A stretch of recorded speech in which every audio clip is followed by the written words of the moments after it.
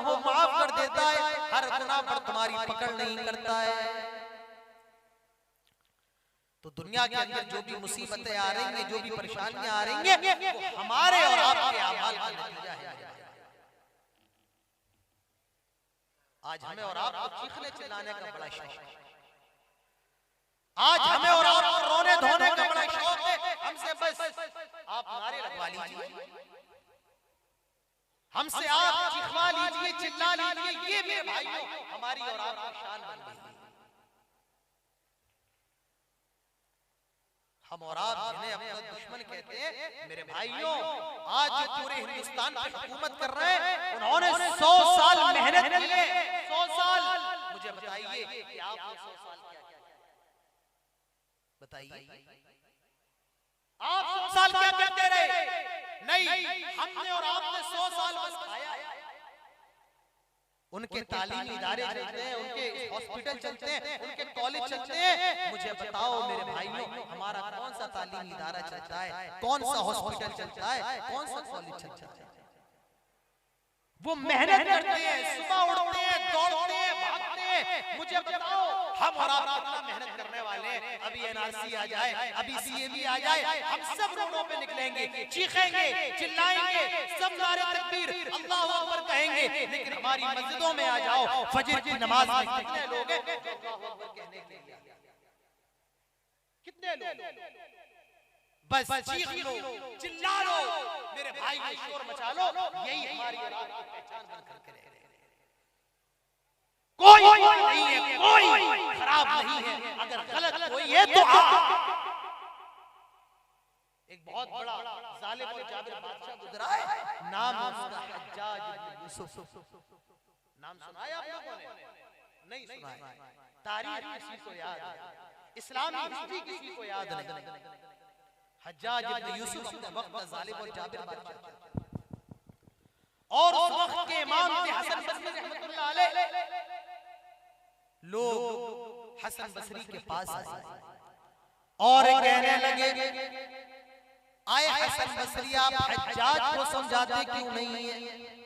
आए इमाम हसन बसरी को हम पे कितना ज्यादा जुल्म करता है, कितना ज्यादा मारता है, कितना ज्यादा सताता है।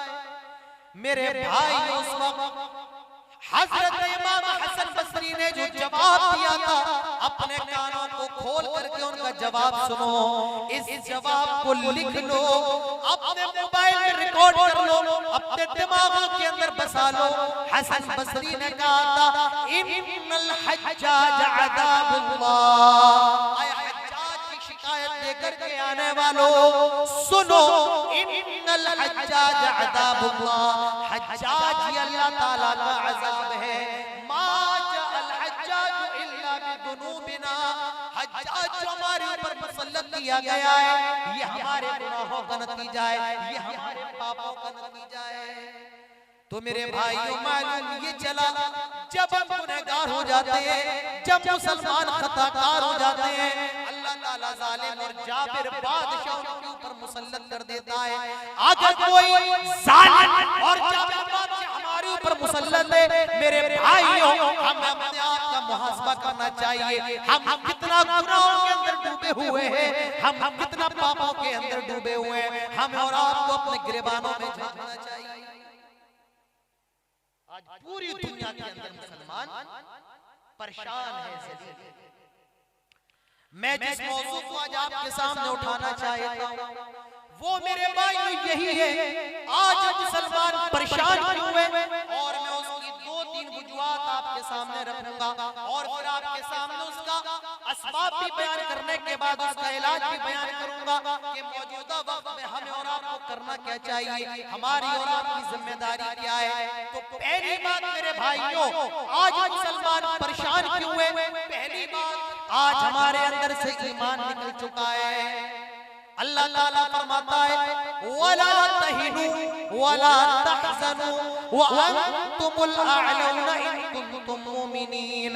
आए मुसलमानों परेशान ना हो, आए मुसलमानों हिम्मत ना हारो, आए मुसलमानों दिल शक्ता ना हो जाओ, वला तहज़नु और गम ना करो, व अंतुमुल अअलौन, तुम ही सर बुलंद रहोगे इन कुंतुम मुमिनीन, अगर तुम्हारे अंदर ईमान है, अगर तुम मोमिन हो तुम ही सर बुलंद रहोगे। लेकिन अल्लाह ने शर्त लगाई, और वो शर्त क्या है? अगर तुम्हारे अंदर ईमान है तब तुम मोमिन हो। आज बताइए मेरे भाई, हमारे अंदर ईमान है क्या? आज हमें अल्लाह की जात पे पुख्ता भरोसा है? नहीं मेरे भाइयों, आज हम तलवारों से डर रहे हैं, नेज़ों से डर रहे हैं, बंदूकों से डर रहे हैं। एक अल्लाह को मानने वाले, अल्लाह पर भरोसा करने वाले मेरे भाइयों वो होते हैं जो अल्लाह के अलावा किसी से डरते नहीं।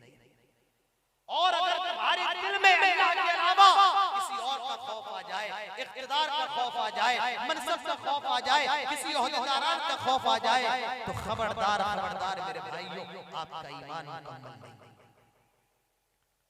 हमारे नबी को देखिए, अल्लाह के नबी आराम फरमा रहे हैं, लेटे हुए हैं, आपकी तलवार दरख्त पे लटकी हुई है, आपका दुश्मन आया और तलवार मुबारक को उतार लिया। नबी अकरम की आंख खुल गई, उसने अल्लाह के नबी से फरमाया, इमाम कायनात से फरमाया, वो मुसलमान नहीं है, अल्लाह के नबी को रसूल नहीं मानता है, नबी का दुश्मन है। कहने लगा, मैं यमनउका मिन्नी, आए मोहम्मद बता तुझे मेरे हाथों से कौन बचाएगा? सल्लल्लाहु अलैहि वसल्लम। जब नबी का नाम आए तो क्या कहो? सल्लल्लाहु अलैहि वसल्लम। आए मोहम्मद ये बताओ तुम्हें मेरे हाथों से कौन बचाएगा?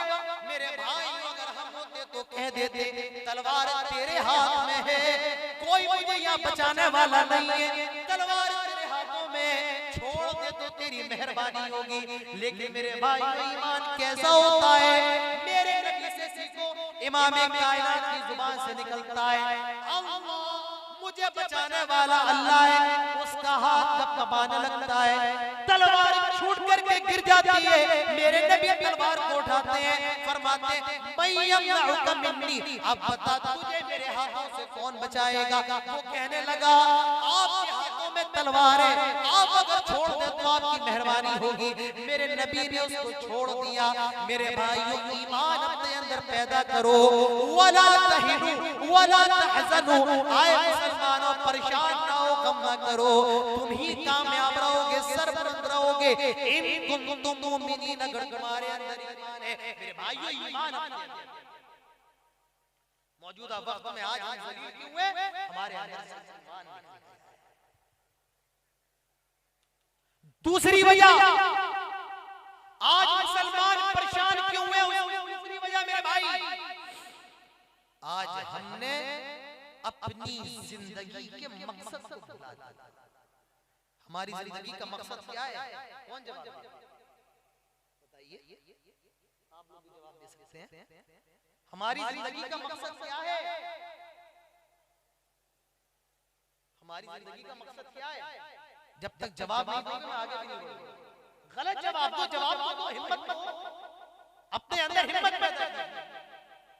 क्या है बताइए, थोड़ा जोर से बोलो। बहुत बढ़िया बात इन्होंने कहा, अताअते इलाही, हमारी जिंदगी का मकसद अल्लाह की इबादत। क्या? अल्लाह की इबादत। मेरी जिंदगी का मकसद तेरे दीन की सरफराजी, मैं इसीलिए मुसलमान, मैं इसीलिए नमाज़ी। वमा खलक़तुल जिन्ना वल इंसा इल्ला लियअबुदून।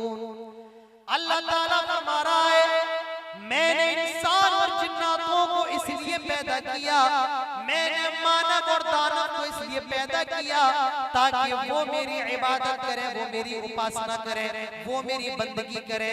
मेरे भाइयों, हमारी जिंदगी का मकसद अल्लाह की इबादत है, लेकिन हम अपने शब रोज, अपने दिन रात रोजमर्रा पर गौर करें, क्या हम अपनी जिंदगी के मकसद को पूरा कर रहे हैं? क्या हम अल्लाह की इबादत कर रहे हैं? नहीं मेरे भाइयों, हम कारोबार भी कर रहे हैं, हम बिजनेस भी कर रहे हैं, हम शादी भी कर रहे हैं, हम अपने घर को उम्दा से उम्दा बना रहे हैं, सारे काम हो रहे हैं, लेकिन अगर कुछ नहीं हो रहा है तो वो अल्लाह की इबादत नहीं हो रही है। हमने अपनी जिंदगी के मकसद को फरामोश कर दिया। हमने अपनी जिंदगी के मकसद को भुला दिया। हमारी जिंदगी का मकसद क्या है? अल्लाह की बंदगी है। हम और आप कहाँ थे जन्नत के अंदर? अल्लाह ताला ने कहाँ भेज दिया दुनिया के अंदर? मेरे भाइयों, जब कोई इंसान गलती करता है, कोई क्राइम करता है, कोई जुर्म करता है, उसको सजा दी जाती है और वो सजा जेल होती है। जब वो अपने जुर्म की पूरी माफी, जब अपने जुर्म की पूरी सजा पा लेता है, तो फिर उसको आजाद कर दिया जाता है, उसको छोड़ दिया जाता है। हमारा घर जन्नत है, हम और आप इस दुनिया के अंदर आए हैं। इसलिए मेरे भाइयों, हमारे बाप ने गलती कर दी थी, आदम ने गलती कर दी थी, यहाँ अपनी गलतियों की तलाफी करने आए हैं। जब हमारी सजा पूरी हो जाएगी तो जन्नत में चले जाएंगे, लेकिन जेल में आने के बाद हम अगर और गुनाह करेंगे मेरे भाई, फिर हमारे लिए जहन्नम है। तो अपनी जिंदगी के मकसद को याद रखिए। हम दुनिया में आए क्यों हैं? अल्लाह की इबादत के लिए आए हैं, तो अल्लाह की इबादत कीजिए। मकसद हयात को, जिंदगी के मकसद को मेरे भाई अपने ज़हन में रखिए। आज मुसलमान परेशान क्यों है? दूसरी वजह मकसद जिंदगी भुला दिया। तीसरी वजह मेरे भाइयों, आज मुसलमान परेशान क्यों है? उसकी तीसरी वजह ये है, आज अमल के मैदान में मुसलमान बड़े पीछे हैं। आज हमारे और आपके अंदर अमल नहीं है। हमारी मस्जिदों में आ जाओ, हमारी मस्जिदें वीरान पड़ी हुई हैं, उसमें नमाजी नजर नहीं आएंगे। मस्जिदें कच्ची थी तो पक्के थे नमाजी, आज मस्जिदें पक्की हैं तो कच्चे हैं नमाजी। मेरे भाइयों, आज हमारी मस्जिदों में नमाजी नजर नहीं आते हैं। जुमे का दिन आता है, मस्जिदें भर जाती हैं, मस्जिद की सारी मंजिलें भर जाती हैं, बाहर लोग मुसल्ले बिछाकर नमाज पढ़ते हैं, लेकिन जुमा चला जाना दीजिए और फिर हमारी मस्जिदों में आ जाइए, आपको नमाजी नजर नहीं आएंगे। फजर में आ जाओ, ज़ोहर में आ जाओ, असर में आ जाओ, मगरिब इशा में आ जाओ, नमाजी नजर नहीं आएंगे। लेकिन जुमे में आओ, नमाजियों की अच्छी तादाद आपको मिल जाएगी। ये बेचारे चले आते हैं, मैं बड़ा परेशान हूँ। जुमे का दिन आता है, कहाँ से चले आते हैं? जमीन फट जाती है, आसमान निकल जाता है, जुमा खत्म हो जाए, ना जाने कौन सा हवाई जहाज आता है, इन सारे नमाजियों को बिठा करके ले जाता है और फिर जुमे का दिन आता है, मस्जिद के बाहर छोड़ देता है। मेरे भाई, ये क्या मामला है? क्या मामला है? आज हम और आप हर चीज में आगे, तिजारत में आगे, पैसे में आगे, लेकिन अगर किसी चीज में आगे नहीं है तो वो नमाज है। आज हमारा बच्चा स्कूल ना जाए, हम उसे मारते हैं, पीटते हैं और जबरदस्ती स्कूल लेकर के जाते हैं। मेरे भाइयों, जबरदस्ती करना है तो नमाज में करो। अल्लाह के प्यारे नबी इरशाद फरमाते हैं, मुरू औलादकुम बिस्सलाह व अबनाउ सब'i सिनीन। आए लोगों, जब तुम्हारे बच्चे 7 साल के हो जाए, उन्हें नमाज पढ़ने का हुक्म दो। कितने साल के? नहीं, 60 नहीं कह रहा हूं, आपके 60 60 नहीं, लेकिन मेरे भाइयों होता तो यही है, जो 60 का हो गया है, मुंह में दांत नहीं, पेट में हाथ, कब्र में फैल लड़के हैं, ऐसे ही लोग आपको मस्जिद में। उसके बाद फरमाया गया, जब वो 10 साल के हो जाएं और ना जाए मस्जिद में नमाज पढ़ने के लिए, तुम मस्जिद में लेकर के जाओ। मेरे भाइयों, आज मुझे बताओ, हम और आप कितना नमाज पढ़ने वाले हैं? आज नौजवान बड़े परेशान है, काम नहीं चल रहा है, बिजनेस नहीं चल रहा है, नौकरी नहीं लग रही है, कामयाबी नहीं मिल रही है। कामयाबी तो आपको बुला रही है, हय्या अलस सलाह, आओ नमाज की तरफ, हय्या अलस सलाह, आओ नमाज की तरफ, हय्या अलल फलाह, आओ कामयाबी की तरफ, हय्या अलल फलाह, आओ कामयाबी की तरफ। मालूम है चला कि नमाज में ही कामयाबी है, लेकिन आज फजर की नमाज में हम लोग सोए हुए हैं, ज़ोहर की नमाज में काम पर है, असर भी काम में गुजार दी, मगरिब में घर आए, इशा बीवी बच्चों के साथ गुजार दी, नमाज पढ़ने की तौफीक नहीं है। मेरे भाइयों, मुझे बताओ, कामयाबी कहां से मिलेगी? नमाज इबादत है। अल्लाह के नबी फरमाते हैं, अस्सलातु इमादुद्दीन, नमाज ये दीन का खम्मा है, वमन हदमहा हदमद्दीन, जिसने किया, वो मन अक़ामहा क़ामद्दीन, जिसने उसे कायम किया। मेरे भाइयों, नमाज का तो इतना सख्त मामला है, जी चाहते कि हदीस में आप लोग अल्लाह के नबी फरमाते हैं, मन तरका सलात मुतअम्मिदन फक़द कफ़र, जो जानबूझकर नमाज छोड़ दे वो इस्लाम से निकल जाता है, वो काफिर हो जाता है, इस्लाम से निकल जाता है।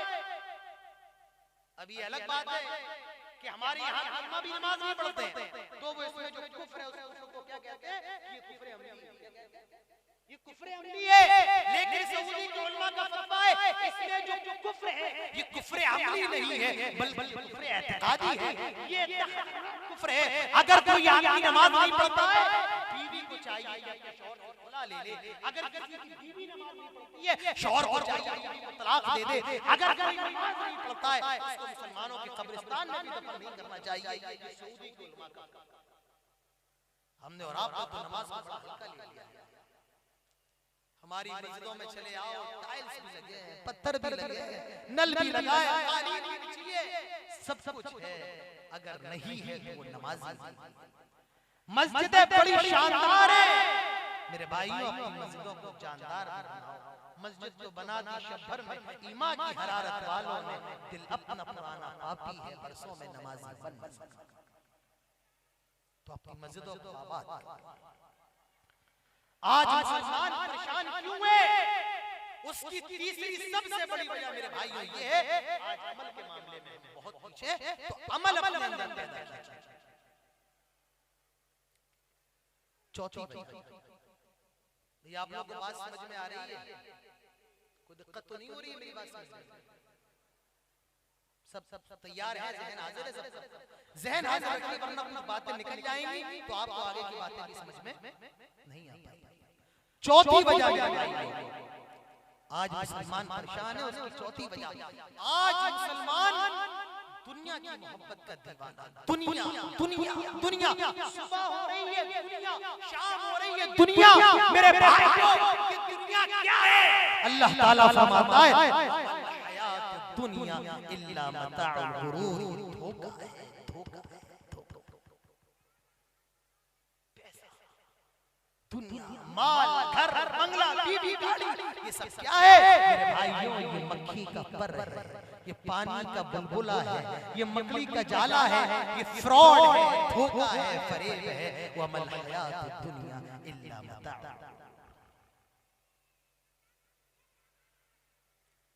हम सब दुनिया के दीवाने हैं। आओ एक हदीस आपके सामने रखता हूँ, बुराहा वालों, ये हदीस सुन लो, बड़ी लंबी हदीस है, पूरी हदीस में आपके सामने पढ़ूंगा।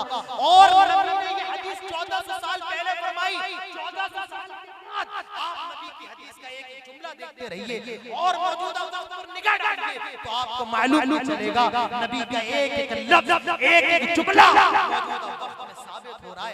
हदीस देखिए, अल्लाह के प्यारे नबी जनाब मुहम्मद रसूलुल्लाह सल्लल्लाहु अलैहि वसल्लम ने इरशाद फरमाया, युशिकुल उममु अन तदा अलैकुम कमा तदा लकलतु इला क़सअतिहा फ़क़ाल क़ाइल व मिन क़िल्लतिन नहनु यौमइज़िन क़ाल बल अंतुम यौमइज़िन कसीर वलाकिन्नकुम गुसाअन कग़ुसाइस सैल वलयनज़िअ अन्नल्लाह मिन सुदूरि अदुव्विकुमुल मुहाबता मिनकुम वलयक़्लिबन्नल्लाहु फ़ी क़ुलूबिकुमुल वहन वमल वहन या रसूलल्लाह क़ाल अल वहन हुब्बुद दुनिया व कराहियतुल मौत रवाहु अबू दाऊद।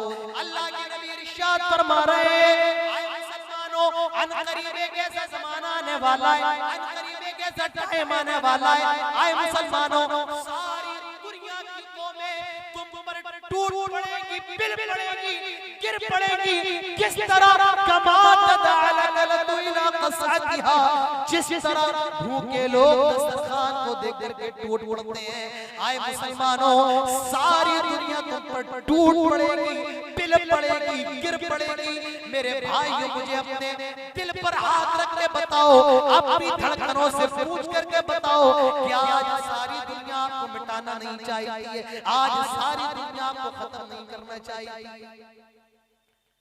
आज यहूदी भी आपको खत्म करना चाहते हैं, आज ईसाई बहुत दुनिया के अंदर जितने भी लोग हैं सारे आपके दुश्मन हैं। अल्लाह के नबी ने सच फरमाया था, इमाम कायनात ने 1400 साल पहले फरमाया था, सारी दुनिया तुम पर इस तरीके से टूट पड़ेगी जिस तरह भूखे लोग दस्तरखान को देख करके टूट पड़ते हैं। फ़क़ाल क़ाइल, सहाबी बड़े मासूम हुआ करते थे, कोई भी सवाल उनके ज़हन में आता था फौरन अल्लाह के रसूल से पूछ लिया करते थे। एक सहाबी कहते हैं वमिन किल्लतिन नहनु यौमइदिन, आय अल्लाह के नबी क्या उस दिन हम थोड़े होंगे, हमारी तादाद थोड़ी होगी। मेरे भाई अल्लाह के नबी फरमाते हैं कसीर, आए मेरे साहबा मुसलमानों की तादाद बहुत ज्यादा होगी, बहुत ज्यादा होंगे, मुसलमानों की संख्या बहुत ज्यादा होगी। आज मेरे भाइयों ईसाइयों के बाद दुनिया के अंदर दूसरा नंबर मुसलमानों का है। आज तकरीबन 60 से ज्यादा मुल्क मुसलमानों के पास है। दुनिया के अंदर तीसरा आज मुसलमान है। मेरे भाइयों ईसाइयों के बाद सबसे बड़ी संख्या मुसलमानों की है। हमारे पास पैसे की कोई कमी नहीं है, हमारे पास ताकत की कोई कमी नहीं है, हमारे पास वसाइल की कोई कमी नहीं है, आराम व आशाइश की कोई कमी नहीं है। सारी चीजें मुसलमानों के पास, फुनून की कमी नहीं, इल्म की कमी नहीं। मेरे भाई सारी चीजें अल्लाह के नबी फरमाते हैं बल अंतुम कसीर, तादाद बहुत ज्यादा होगी, वलाकिन्नकुम गुसाअन का गुसाइस सैल, लेकिन तुम्हारी औकात और तुम्हारी हैसियत ये होगी जिस तरह समंदर के पानी के ऊपर झाग होता है तुम उसी झाग के मानंद होगे, तुम समंदर के पानी के झाग की तरह होगे। तुम्हारी कोई हैसियत ना होगी, तुम्हारी कोई औकात ना होगी, तुम्हारी कोई बिसात ना होगी। अल्लाह के नबी आगे फरमाते हैं वल यनज़िअ अन्नल्लाह मिन सुदूरि अदुव्विकुमुल मुहाबत मिनकुम, अल्लाह ताला तुम्हारे दुश्मनों के दिल से तुम्हारे रौब को, तुम्हारे दबदबे को खत्म कर देगा। वल यक़्तिफन्नल्लाहु फी क़ुलूबिकुमुल वहन, अल्लाह ताला तुम्हारे दिलों के अंदर कमजोरी डाल देगा, वहन डाल देगा। सहाबा कहते हैं वमल वहन या रसूल अल्लाह, आय अल्लाह के रसूल ये कमजोरी क्या होगी, ये वहन क्या होगा?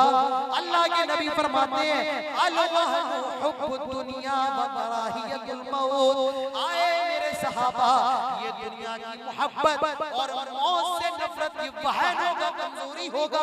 यानी आए मुसलमानों, जब तुम्हारे दिलों के अंदर दुनिया की मोहब्बत होगी, पैसे का लालच होगा, पैसे की मोहब्बत होगी और मौत से तुम घबराने लगोगे, मौत से तुम नफरत करने लगोगे। दुनिया के अंदर तुम्हें मारा जाएगा, तुम्हें जलील किया जाएगा, तुम्हारे घरों को जाड़ा जाएगा, तुम्हारे अजीजों को जलील किया जाएगा, तुम्हें दुनिया के अंदर पशु किया जाएगा। तो मेरे प्यारे भाइयों, आज दुनिया के अंदर मुसलमान जो परेशान है उसकी चौथी वजह ये है आज हम दुनिया के दिलदादा हो गए हैं। दुनिया पैसा, दुनिया, माल, हम और आप इसी के पीछे भाग रहे हैं। ये दुनिया क्या है मेरे भाई? अल्लाह के रसूल जनाब मोहम्मद रसूलुल्लाह सल्लल्लाहु अलैहि वसल्लम एक रास्ते से गुजर रहे, एक बकरी का मरा हुआ बच्चा अल्लाह के नबी को नजर आया। क्या नजर आया? बकरी का मरा हुआ बच्चा जो सड़ गया है, जिसके अंदर से बदबू निकल रही है। सहाबा इकराम भी अल्लाह के नबी के साथ है। अल्लाह के रसूल ने सहाबा को रोका, सारे सहाबा उस बकरी के बच्चे के इर्द गिर्द जमा हो गए। हदीस के अंदर आता है अल्लाह के नबी ने उस बकरी के बच्चे का कान पकड़ा जो मरा हुआ है, जिसके अंदर से बदबू निकल रही है, जो सड़ा हुआ है। अल्लाह के नबी फरमाते हैं आए मेरे सहाबा, बताओ कौन है जो ये बकरी का मरा हुआ बच्चा मुझसे 1 दिरहम में खरीदेगा? आप लोग खरीद लेंगे? अगर कोई फ्री में आप मरे हुए बकरे का गोश्त दे और आप देख लें ये मरे हुए बकरे का गोश्त, आप खरीद लेंगे? नहीं, आप कहेंगे कसाई से कि अगर फ्री में तू देगा तब भी हम नहीं लेंगे। सहाबा इकराम कहते हैं अल्लाह के रसूल 1 दिरहम तो दूर की बात है, अगर आप इस बकरी के बच्चे को मरा हुआ है अगर फ्री में देंगे तब भी हम लेने के लिए तैयार नहीं है। ऐ अल्लाह के हबीब, ये मरा हुआ है, ये सड़ा हुआ है, इसके अंदर से बदबू निकल रही है, एक दिरहम तो दूर की बात है, अगर आप फ्री में देंगे तब भी हम लेने के लिए तैयार नहीं है। मेरे भाइयों, मेरे नबी के अल्फाज सुनो, उस वक्त अल्लाह के नबी ने क्या कहा था? आपने फरमाया आए मेरे सहाबा, तुम्हारी नजरों में इस बकरी के मरे हुए बच्चे की जो औकात है, जो हैसियत है, अल्लाह की नजर में इस दुनिया की हैसियत इस बकरी के मरे हुए बच्चे से भी ज्यादा कहीं गुजरी है। जितनी हकीर तुम्हारी नजरों में ये बकरी का बच्चा है, अल्लाह की नजरों में इससे भी ज्यादा हकीर ये दुनिया है। मेरे भाइयों, हम और आप किस दुनिया के पीछे भाग, कौन सी दुनिया? हमारे नबी का क्या हाल था? हदीस के अंदर आता है, नाम रसूलुल्लाह अला हसीरिन, अल्लाह के नबी खजूर के पत्तों की बनी हुई चटाई पर लेटे हुए। आप लोगों ने खजूर के पत्तों की चटाई देखी? जो लोग सऊदी अरब गए और जिन्होंने खजूर के पेड़ देखे, उन्होंने देखा होगा खजूर के पत्ते कितने हार्ड होते हैं। अल्लाह के रसूल उस पत्तों की बनी हुई चटाई पर लेटे हुए थे। जब आप सोकर के फारिग हुए, सहाबा की निगाह पड़ती है कि इमाम कायनात की पीठ पर उस पत्ते के सहाबा किराम की आंखों में आंसू आ गए। फरमाया, आय अल्लाह के नबी, आपने अपना ये क्या हाल बना रखा है? आय अल्लाह के नबी, आप इमाम कायनात हैं, हम आपके लिए अपनी जानों को कुर्बान करने के लिए तैयार हैं। आय अल्लाह के नबी, लेकिन हमारा दिल इस बात पर बिल्कुल राजी नहीं है कि आप इस खजूर के पत्तों की बनी हुई चटाई पर आराम करें। आय अल्लाह के नबी, आपके पीठ पर इसके निशानात आ गए। मेरे भाइयों, उस वक्त ने जो जवाब दिया था वो जवाब सुन लो। आए भूरा के लोगों, अल्लाह के नबी ने फरमाया था, माली वलिद दुनिया अना तराकिब इस्तदल तहत शजरा राहा तुम तरकहा। आए मेरे सहाबा, मेरे लिए दुनिया में क्या है? मैं दुनिया में मुसाफिर की तरह हूं। एक पेड़ नजर आया, उसके नीचे आराम करने के लिए लेट गया और जब सो करके उठा, राहा व तरकहा, उसको छोड़ दिया मैं और आगे बढ़ गया। मैं दुनिया में मुसाफिर की तरह हूं। इसीलिए अल्लाह के नबी फरमाते थे, दुनिया का अन्नका गरीब औ आबिर सबील। आए लोगों, दुनिया में ऐसे रहो जैसे तुम मुसाफिर हो या रास्ते से गुजर रहे हो, या तुम अनजान हो, तुम जानते ही नहीं हो। इसीलिए सहाबी कहा करते थे, इदा अमसैता फला तंतज़िर सबह। आए लोगों, जब शाम हो जाए तो सुबह का इंतजार न करना, वइदा असबहता फला तंतज़िर मसा। और जब सुबह हो जाए तो शाम का इंतजार न करना। हज़रत अली कहा करते थे, क़िल्लत ज़ात व बुअद सफ़र, सामान बड़ा थोड़ा है और सफर बड़ा लंबा है। मेरे भाइयों, इस दुनिया से अपने दिल को उतना ही लगाएं जितनी जरूरत है। ये दुनिया क्या है? वमल हयातुद दुनिया इल्ला मताउल गुरूर, ये धोखे की जगह है। और इससे पहले अल्लाह ने इरशाद फरमाया, कुल्लु नफ्सिन दायक़तुल मौत। ये दुनिया की हकीकत है। वो क्या है? हर नफ्स को मौत का मजा चखना है। गरीब को भी मरना है, अमीर को भी मरना है, बादशाह को भी मरना है, वजीर को भी मरना है, काले को भी मरना है, गोरे को भी मरना है। कुल्लु नफ्सिन दायक़तुल मौत, ये दुनिया की हकीकत है कि हर नफ्स को मौत का मजा चखना है। दुनिया के अंदर मौत से कोई बच नहीं सकता है। मेरे भाइयों, बड़े बड़े लोग दुनिया के अंदर गुजरे हैं, लेकिन मुझे बताओ, कोई ऐसा भी गुजरा है जिसको अभी तक मौत ना आई? आप लोगों में कोई ऐसा है जिसकी उम्र 100 साल से ज्यादा नहीं? कितने जवानों को मरते देखा है, कितने बच्चों को मरते देखा है।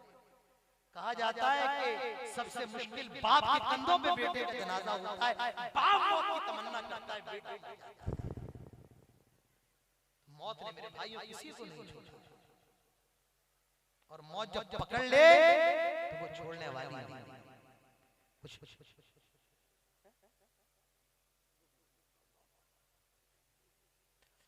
तो मेरे भाई, मौत ने किसी को नहीं छोड़ा। अल्लाह ताला फरमाता है, कुल इन्नल मौत अल्लज़ी तफिर्रून मिन्हु फइन्नहु मुलाक़ीकुम। आए नबी आप कह दे तुम्हें जहां जाना है चले जाओ, जहां भागना है भाग जाओ, पर याद रखो अगर तुम्हारी मौत का टाइम हो गया है, मौत तुमसे मुलाकात करके रहेगी, मौत तुमसे मिल करके रहेगी। तुम्हें जहां छुपना है छुप जाओ, अगर तुम्हारी मौत का टाइम हो गया है, वलौ तुम फी बुरूज मुशय्यदा, अगर तुम मजबूत किलों में भी छुपे हो, मौत तुम्हें वहां पर भी आकर के रहेगी, वहां पर भी पकड़ करके रहेगी। मेरे भाइयों, ये दुनिया की हकीकत है कि मौत सबको आना है। कुल्लु नफ्सिन दाइक़तुल मौत व इन्नमा तुवफ़्फ़ौना उजूरकुम यौमल क़ियामा। फिर अल्लाह ताला क़यामत के दिन तुम्हें जमा करेगा ताकि तुम्हारे अमल का बदला दे दे। फमन ज़ुहज़िहा अनिन नार, जो जहन्नम से बचा दिया जाए, जन्नत में दाखिल कर दिया जाए, फ़क़द फ़ाज़, यही कामयाबी है। वमल हयातुद दुनिया इल्ला मताउल गुरूर, और ये दुनिया धोखे की जगह है, ये दुनिया धोखे का सामान है। मेरे भाइयों, ये दुनिया धोखा है। अल्लाह के नबी फरमाते हैं कि इंसान कहता है माली माली, मेरा माल मेरा माल। इंसान का माल क्या है? अल्लाह के नबी फरमाते हैं खा ले और हजम कर ले, पहन ले, बोसीदा कर दे और अल्लाह के रास्ते में सदका कर दे। मेरे भाइयों, ये इंसान का माल है। और इंसान का माल क्या है? मरने के बाद आपके कोई काम आने वाला नहीं है। आपके दोस्त, आपके यार सब धरे के धरे रह जाएंगे, आपका पैसा धरा का धरा रह जाएगा, आपकी औलाद, आपके बेटे जिसके लिए आपने अपनी पूरी जिंदगी को कुर्बान कर दिया, वो बेटा भी 4-5 घंटे से ज्यादा आपकी डेड बॉडी को अपने घर में रखना गवारा नहीं करेगा, वो भी मिट्टी देगा मेरे भाई, और आ जाएगा आपकी बीवी भी 4 दिन रोएगी और वो भी खामोश हो जाएगी। मरने के बाद कुछ काम आने वाला नहीं है मेरे भाइयों। तो दुनिया क्या है?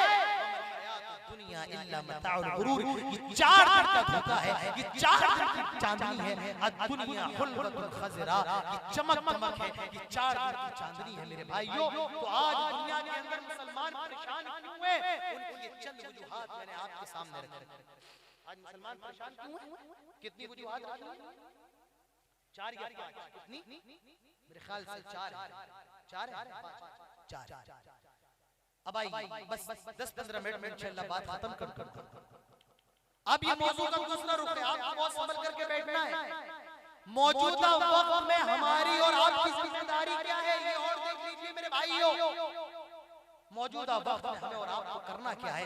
अगर इज्जत चाहते हो तो सबसे पहला काम जो हमें करना है वो ये है मेरे भाइयों कि हमें और आपको इस्लाम की तरफ आना है, हमें और आपको मुसलमान बनना है। हजरत उमर फारूक कहा करते थे, नहनु कौमिन अअज़्ज़नल्लाहु बिल इस्लाम, हम बड़ी जलील कौम थे, दुनिया में मारा करती थी, पीटा करती थी, हम पर हमले किया करती थी। कोई अरब का बद्दू कहता था, कोई अरब का देहाती कहता था, अअज़्ज़नल्लाहु बिल इस्लाम, अल्लाह ने इस्लाम के जरिए हमें इज्जत बख्शी है। हजरत उमर आगे फरमाते हैं, जो आदमी इस्लाम के अलावा कहीं और से इज्जत हासिल करने की कोशिश करेगा, अल्लाह ताला उसको जलील कर देगा, उसको रुस्वा कर देगा। मेरे भाइयों, अगर इज्जत चाहते हो इस्लाम की तरफ आना पड़ेगा। क्यों? दीन इंदल्लाहिल इस्लाम, अल्लाह को जो सबसे ज्यादा पसंदीदा दीन है वो इस्लाम है। अल्लाह की नजर में मकबूल दीन इस्लाम है। अल्लाह की नजर में अगर कोई दीन है तो वो इस्लाम है। इज्जत चाहते हो तो इस्लाम की तरफ आ जाओ। और इस्लाम की तरफ आने का मतलब क्या है? उदखुलू फिस्सिल्मी काफ़ा, पूरे के पूरे इस्लाम में दाखिल हो जाओ। ये नहीं तुमिनूना बिबाद व तकफुरूना बिबाद, बाज़ चीजों को मान लिया, बाज़ चीजों को छोड़ दिया, जो अच्छा लगा उसको मान लिया और जो अच्छा ना लगा उसको छोड़ दिया। मेरे भाई, ये इस्लाम नहीं है। इस्लाम आपसे मुतालबा करता है उदखुलू फिस्सिल्मी काफ़ा, पूरे के पूरे इस्लाम के अंदर दाखिल हो जाओ।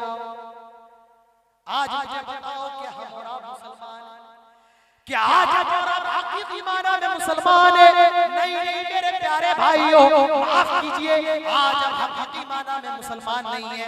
हम